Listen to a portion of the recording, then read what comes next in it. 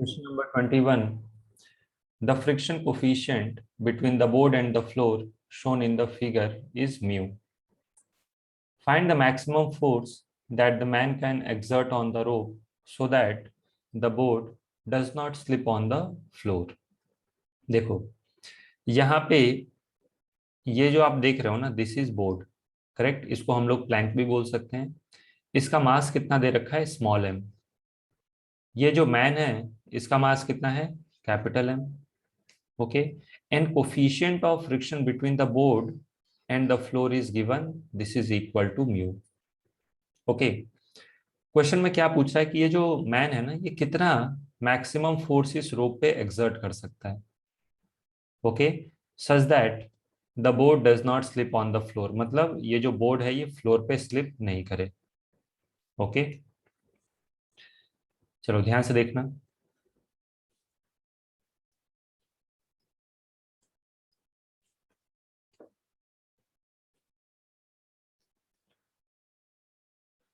ऐसे क्वेश्चन हम लोगों ने लॉज ऑफ मोशन में भी डील किया था।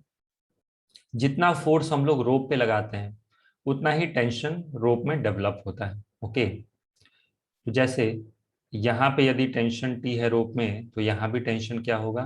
टी। यहाँ भी टेंशन क्या होगा? टी। और यहाँ भी टेंशन क्या होगा? टी। ओके।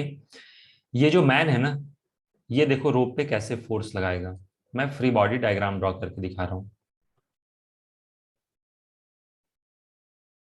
तो suppose this is the man.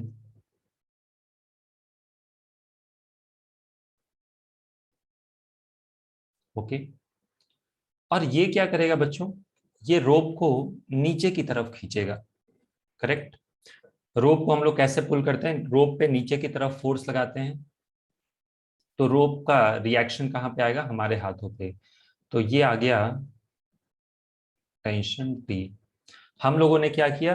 रोप को नीचे की तरफ पुल किया, करेक्ट। तो रोप ने हमारे हाथों पे किधर फोर्स लगाया? In upward direction. और क्या क्या फोर्सेस लगेंगे?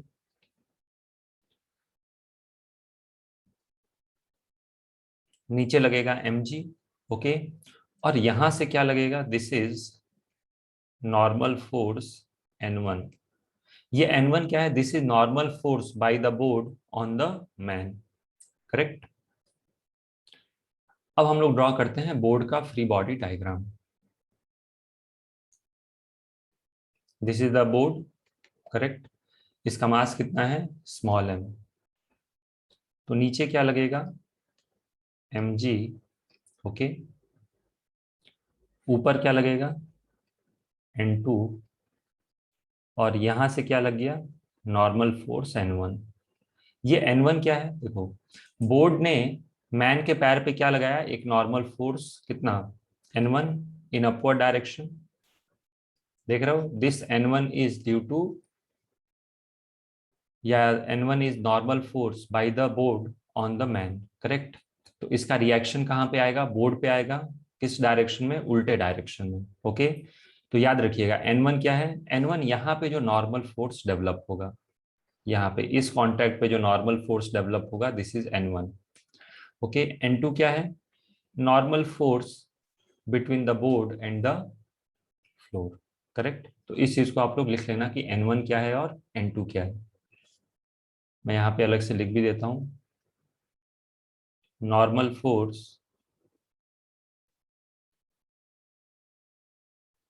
बिटवीन मैन एंड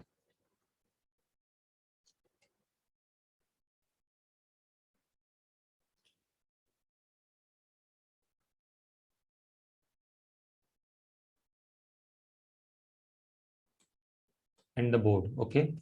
इसको जनरली हम लोग प्लैंक भी बोलते हैं। यहाँ पे बोर्ड लिखा है तो हम लोग बोर्ड लिखेंगे। ओके। n2 क्या है? n2 is normal force between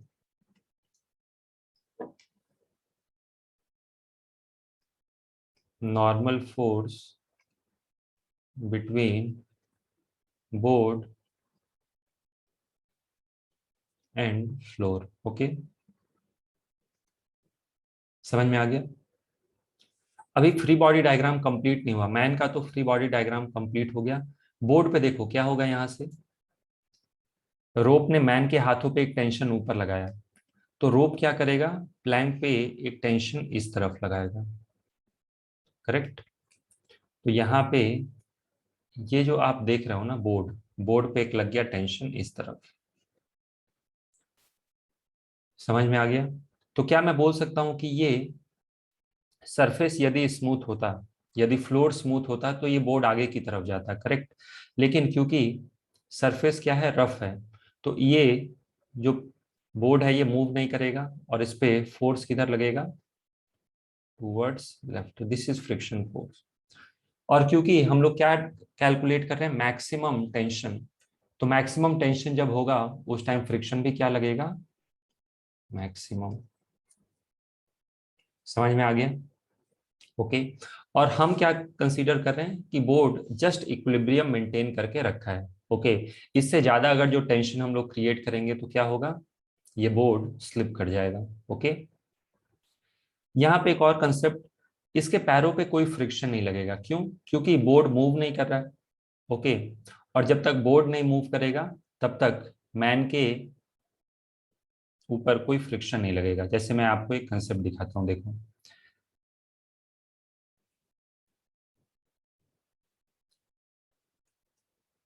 suppose this is a table, okay.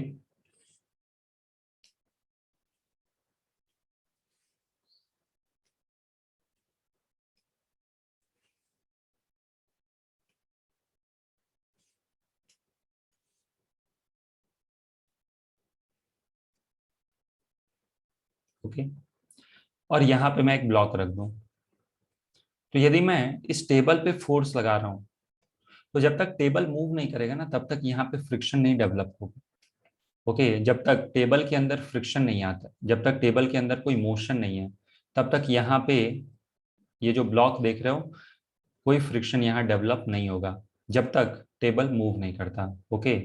तो ये कंसेप्ट है यहाँ पे, प्रोवाइडेड कि हमने इस पे कोई हॉरिजॉन्टल डायरेक्शन में, ब्लॉक पे हॉरिजॉन्टल डायरेक्शन में कोई फोर्स नहीं लगाया है, ओके। क्यों, क्योंकि टेबल जब तक मूव नहीं करेगा, सिर्फ इसके अंदर यदि टेंडेंसी ऑफ मोशन ही रहेगा, ओके, मोशन एक्चुअली हो नहीं रहा है, करेक्ट। तो जब तक ये टेबल मूव नहीं करेगा तब तक यहाँ पे कोई फ्रिक्शन की जरूरत नहीं है, okay. So when the table is at rest, when table is at rest, no friction force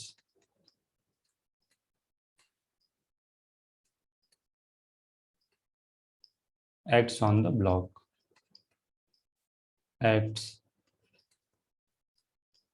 on the block, correct. समझ में आ रहा है, क्योंकि इस ब्लॉक को दिक्कत क्या है, कोई दिक्कत ही नहीं है।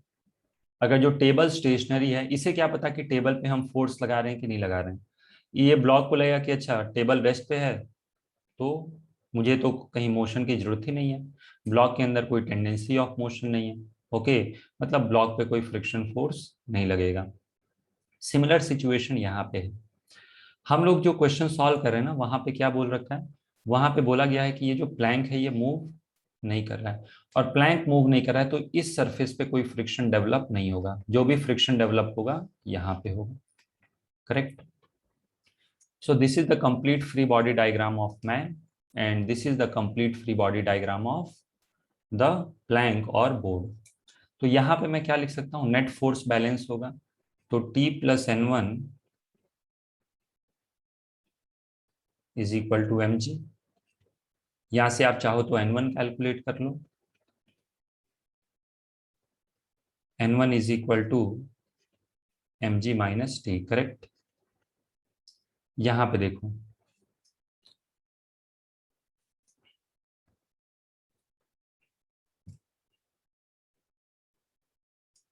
इसके लिए हम लोग क्या लिखेंगे, N2 will be equal to,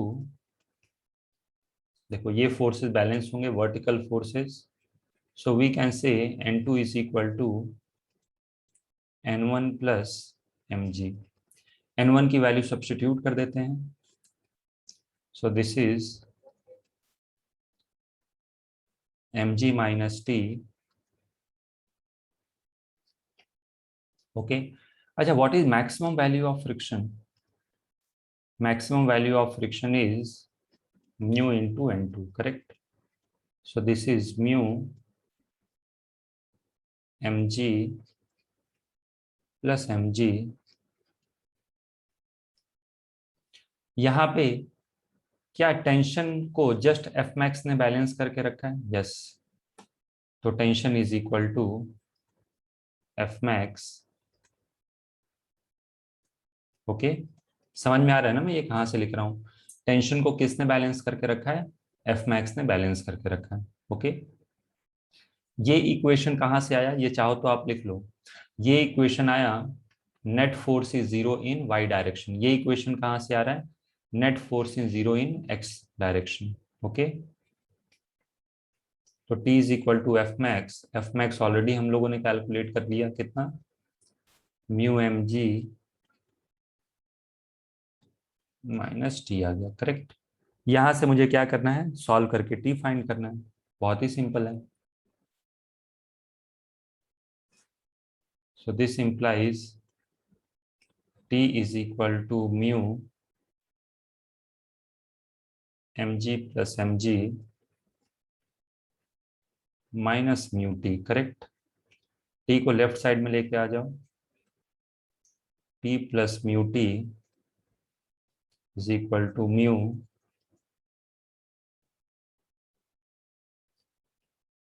okay. तो यहां से कॉमन क्या आ जाएगा? One plus mu.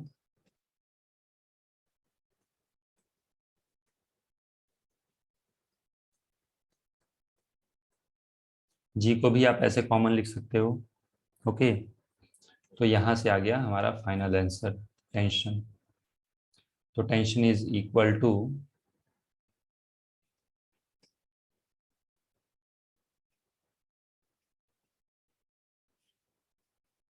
समझ में आ गया? तो आप ये भी हर जगह पे लिखते रहो कि कौन सा इक्वेशन कहाँ से आ रहा है, नहीं तो जब आप पढ़ोगे तो समझ में नहीं आएगा। जैसे मैं ये लिख देता हूँ कि sum of all the forces in Y direction is zero. यहाँ से ये इक्वेशन आ गया। और ये इक्वेशन कहाँ से आ रहा है? Sum of all the forces in X direction is zero, correct. मतलब इक्विलिब्रियम इन एक्स डायरेक्शन और इक्विलिब्रियम इन वाई डायरेक्शन हम लोग कर रहे हैं।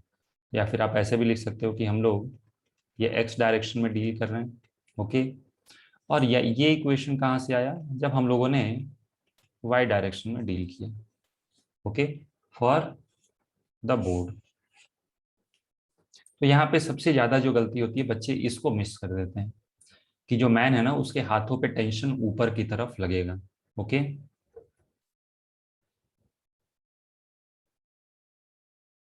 Next question number 22। A 2 kg block is placed over a 4 kg block and both are placed on a smooth horizontal surface. The coefficient of friction between the blocks is 0.2. Find the acceleration of the two blocks if a horizontal force of 12 Newton is applied to first part क्या है? upper block, B part क्या है? lower block. Take G is equal to 10 metre per second square. तो देखो, to block system के लिए एक मैंने स्टैंडर्ड प्रोसीजर बताया था कि हमें वो क्या प्रोसेस फॉलो करना है। ओके,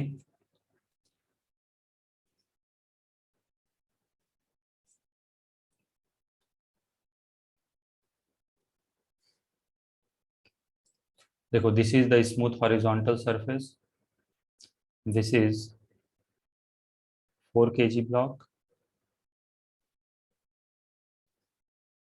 और ये क्या है? This is 2 kg block. Okay, यहाँ पे कोफिशिएंट ऑफ फ्रिक्शन क्या है? 0.20। ओके,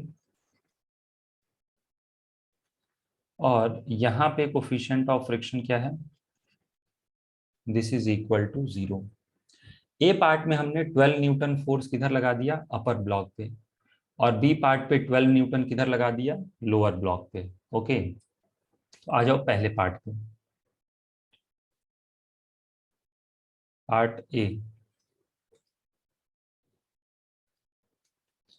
आप पार्ट ए स्टार्ट करने से पहले एक और काम कर सकते थे कि यहाँ पे मैक्सिमम फ्रिक्शन कितना डेवलप होगा। देखो फ्रिक्शन तो डेवलप यहाँ पे होगा, तो मैक्सिमम फ्रिक्शन कितना डेवलप होगा, यहाँ का नॉर्मल फोर्स निकाल लो।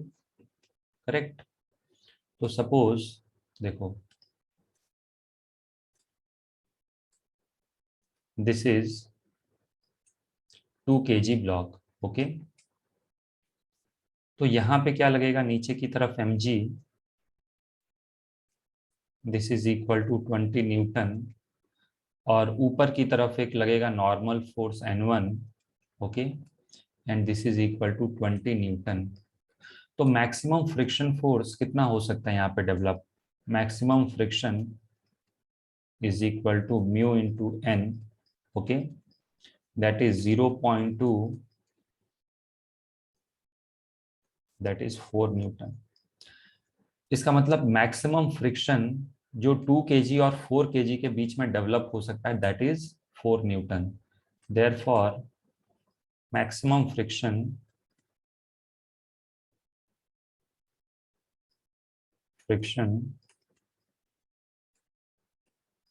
between 2 kg and 4 kg is equal to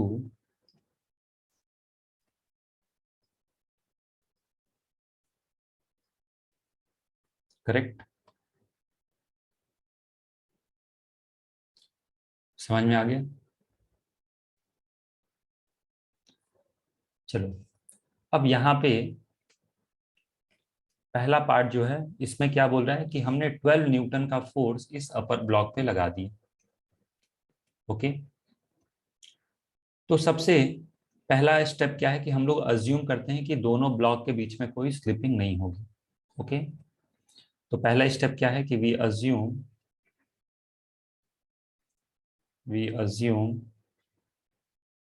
no slipping between the two blocks, no slipping between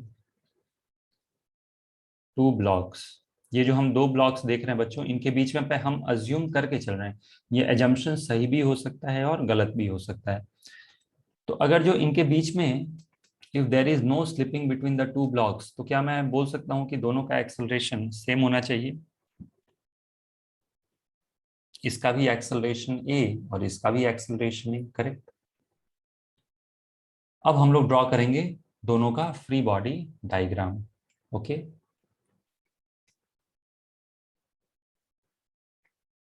ध्यान से देखना।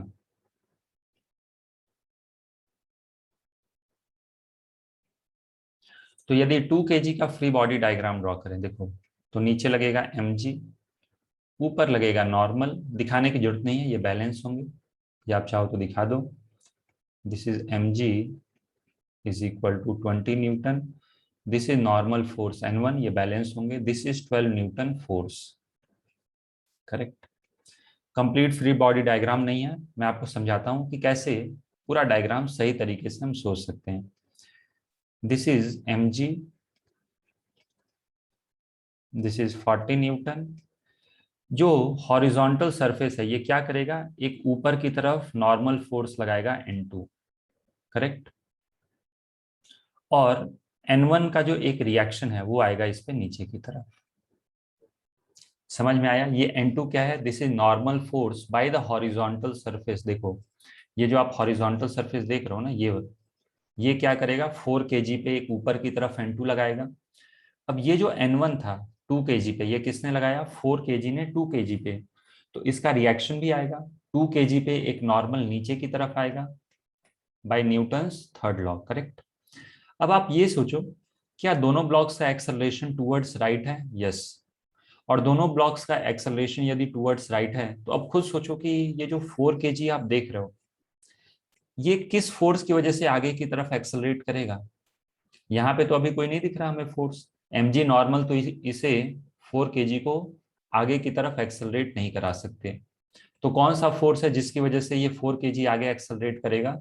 तो एक्चुअली 2 kg और 4 kg के बीच में जो फ्रिक्शन लगेगा, 4 kg पे एक फ्रिक्शन लगेगा ऐसा।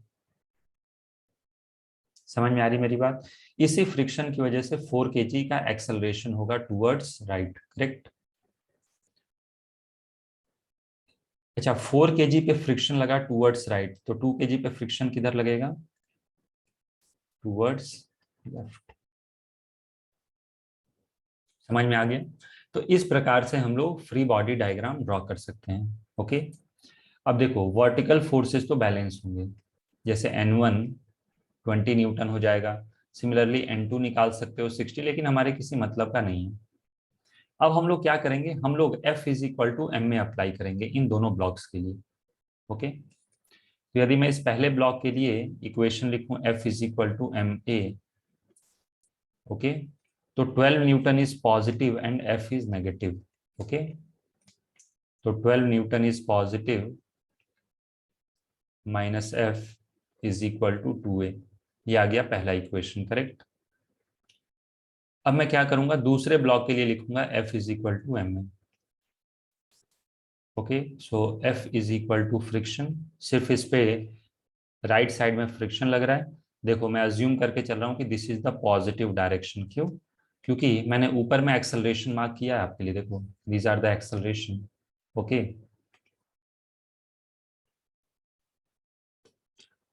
तो मैं राइट डायरेक्शन जो है उसको पॉजिटिव मान के चल रहा हूँ। तो this is equal to 4a, this is second equation. क्या इसको सॉल्व करके हम लोग a निकाल सकते हैं? यस, और f की वैल्यू भी निकाल सकते हैं। और f की वैल्यू यहाँ पे निकालना जरूरी है, तभी हमें पता चलेगा कि जो हम लोगों ने एजम्पशन लिया था वो सही है कि गलत है। ओके, तो यदि मैं इन दोनों इक्वेशन को ऐड कर दूं 1 + 2, तो अपने को क्या मिलेगा? 12 is equal to 6a, this implies a is equal to 2 metre per second square. Okay, अब जब आप इसकी वैल्यू a की वैल्यू इक्वेशन 2 में रखोगे, सो फ्रॉम इक्वेशन 2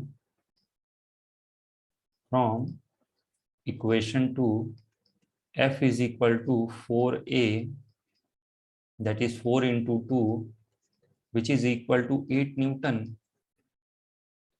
अब आप खुद सोचो फ्रिक्शन कितना आ रहा है इन दोनों इक्वेशन को सॉल्व करके, 8 न्यूटन। लेकिन अभी हम लोगों ने क्या डिसाइड किया था, यहाँ पे देखो what is maximum value of friction, 4 Newton. इसका मतलब ये जो आपने एजम्पशन लिया ये गलत है, क्योंकि ये एजम्पशन तभी सही हो सकता है जब हमारे को 8 न्यूटन का फ्रिक्शन मिले। ओके, तो हम लिख सकते हैं कि therefore 8 newton friction is not available, is not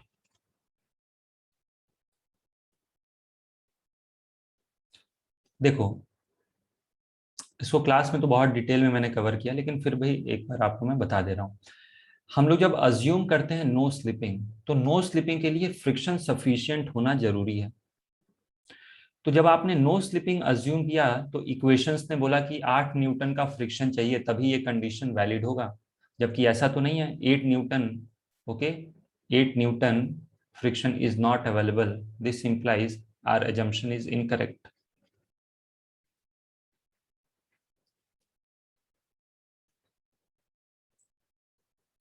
is incorrect. Assumption क्या था कि स्लिपिंग नहीं होगा, एजम्पशन गलत हो गया, इसका मतलब स्लिपिंग अकर्स, स्लिपिंग अकर्स। और एक बार स्लिपिंग हो गई तो कोई दिक्कत ही नहीं है। अब आप मैक्सिमम फ्रिक्शन लगा दो और दोनों का एक्सेलरेशन कैलकुलेट कर लो। ओके,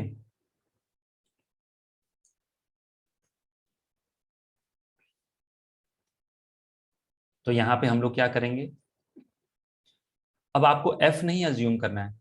ओके, अब आप क्या अज्यूम करो, मैक्सिमम फ्रिक्शन लगा दो।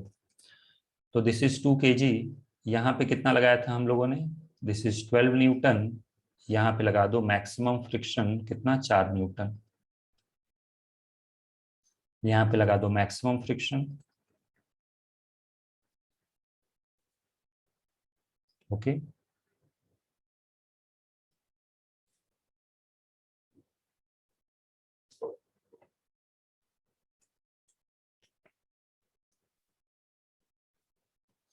तो अगर जो मैं 2 kg के लिए F is equal to M में अप्लाई करूं, तो नेट फोर्स कितना हो जाएगा, 12 minus 4 is equal to 2a। Okay, so what is acceleration, 4 metre per second square. Okay, 4 kg के लिए यदि मैं F is equal to M में लगाऊं, तो F is equal to M A, इसके ऊपर तो एक ही फोर्स, मतलब mg नॉर्मल तो बैलेंस्ड है, वो हम लोग दिखा नहीं रहे, तो ये है 4 newton is the resultant force, this is mass into, so a is equal to 1 metre per second square. तो 2 kg का एक्सेलरेशन क्या आएगा, 4 मीटर पर सेकेंड स्क्वायर, और 4 kg का एक्सेलरेशन क्या आएगा, 1 मीटर पर सेकेंड स्क्वायर। तो मैं इस प्रोसेस को देखो एक बार रिपीट कर देता हूँ। कभी भी 2 ब्लॉक प्रॉब्लम आएगा तो पहला स्टेप क्या होता है, नो स्लिपिंग अज्यूम करना है। Okay, no slipping condition assume करके हम लोग निकालेंगे कि फ्रिक्शन कितना है। अब देखो फ्रिक्शन जो है ये आ रहा है 8 न्यूटन, 8 न्यूटन मतलब इतना हमारे पास नहीं है, मतलब एजम्पशन इनकरेक्ट है।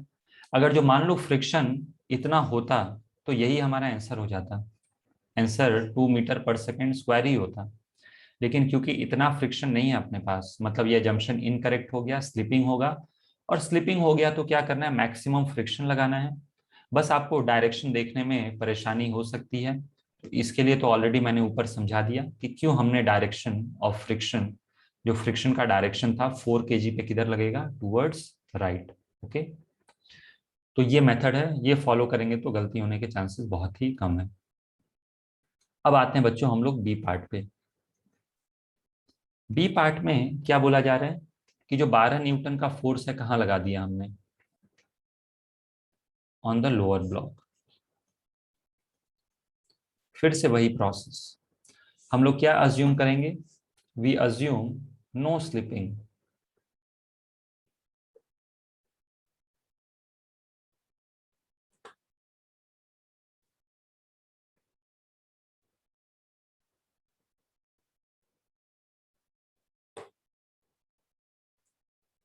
देखो वही प्रोसेस दोबारा फॉलो करना है, डायग्राम में थोड़ा सा डिफरेंस होगा।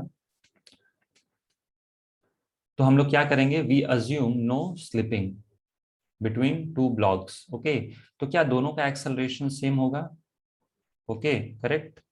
अब फ्री बॉडी डायग्राम ध्यान से, एक मिनट मैं ये इरेज कर देता हूँ।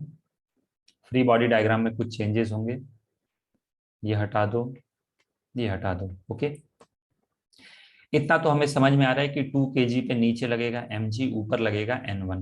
What is n1, n1 is normal force by 4 kg on 2 kg, correct. 4 kg पे नीचे लगेगा mg, ऊपर लगेगा n2, ये n2 किसने लगाया, हॉरिजॉन्टल सरफेस ने 4 kg पे। n1 क्या है बच्चों, रिएक्शन, यदि ये एक्शन है तो ये रिएक्शन।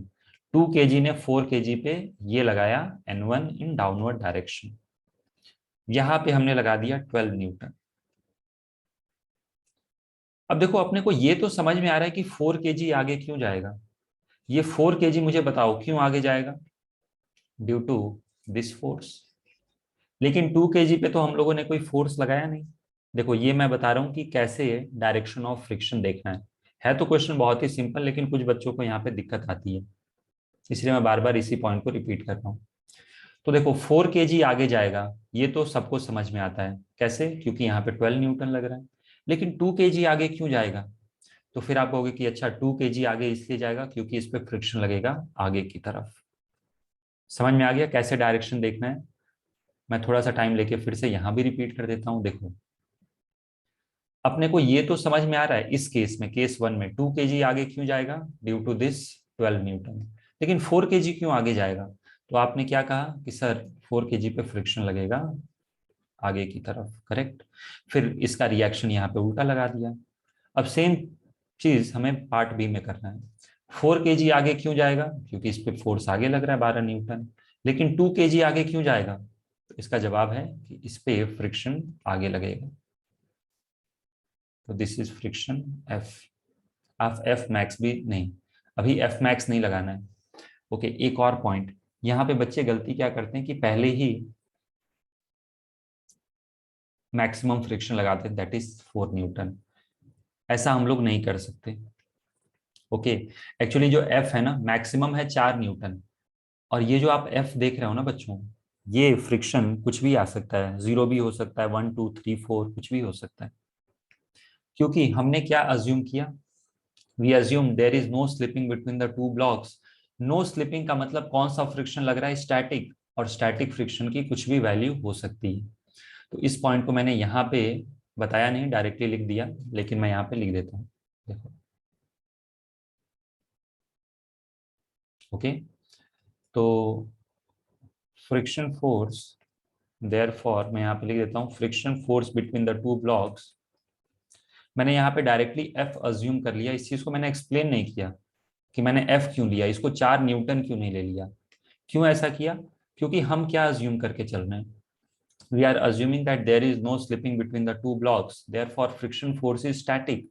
और स्टैटिक फ्रिक्शन की वैल्यू तो कुछ भी हो सकती है। तो फ्रिक्शन या फिर static friction acts between the two blocks, static friction acts between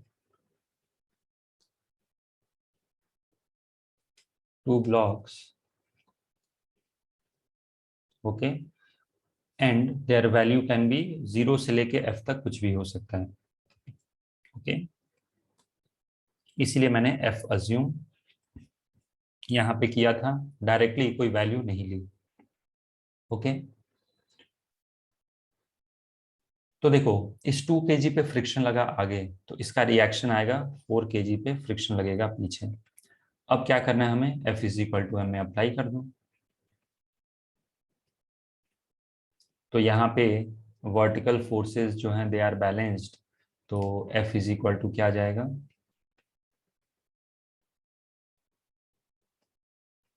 equation 1।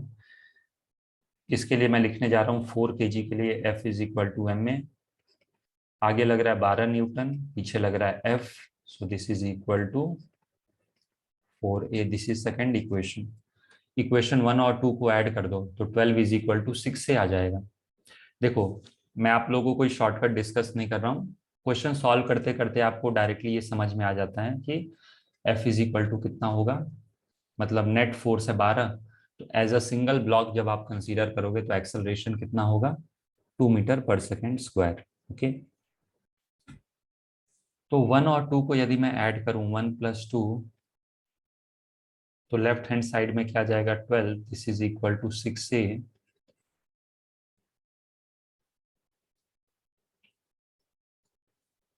अब देखो, फ्रॉम इक्वेशन 1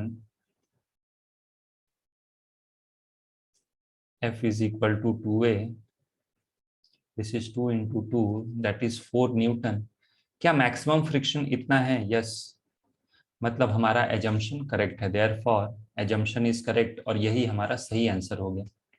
देयरफॉर एजम्पशन, ये देखो 4 से ज्यादा होता तो एजम्पशन गलत, 4 या 4 से कम है तो एजम्पशन सही है।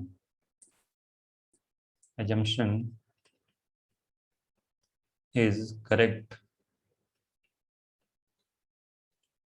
Okay, and therefore acceleration of each block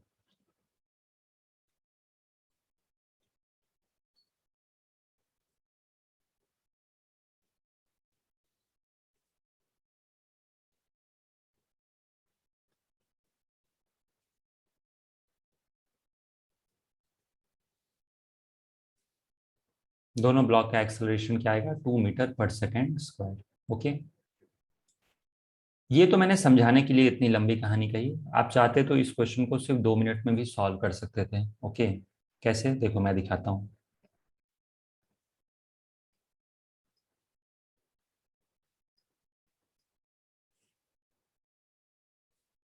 जैसे मुझे पार्ट ए को ही सॉल्व करना है। ओके, मैं आपको डिस्कस करके दिखाता हूँ पार्ट ए। सॉरी,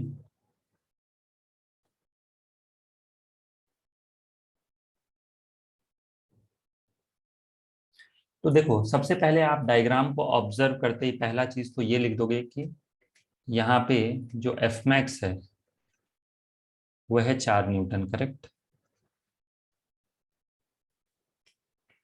क्या मेरी बात समझ में आ रही है? अब यहाँ पे आ जाओ। ये क्वेश्चन को ही देख के वहीं पे सॉल्व कर लेना है, ऐसा नहीं कि अलग अलग डायग्राम ड्रॉ करेंगे। This is 12 Newton. हमने मन में ही अज्यूम कर लिया, मैं लिख नहीं रहा हूं, हम लोगों ने मन में अज्यूम कर लिया कि this is a single block system.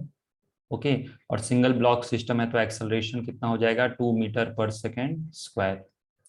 Okay, अब ये जो 4 kg है ना, ध्यान से सुनना, ये जो आप 4 kg देख रहे हो इसका एक्सेलरेशन क्या होना चाहिए, 2।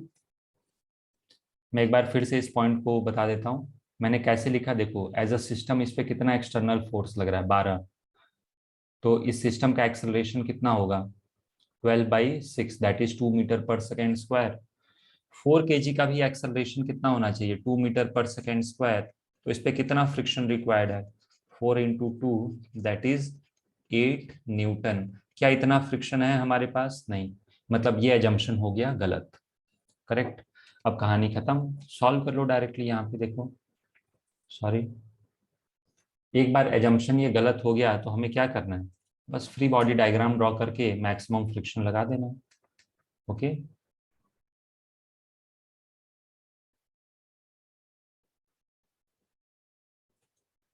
तो दिस इज 12 न्यूटन। यहाँ पे फ्रिक्शन लगा दिया मैंने 4 न्यूटन और यहाँ लगा दिया 4 न्यूटन। तो इस तरीके से हमें डील करना है ऑब्जेक्टिव अप्रोच से। इतनी लंबी कहानी थी आपको समझाने के लिए। ओके,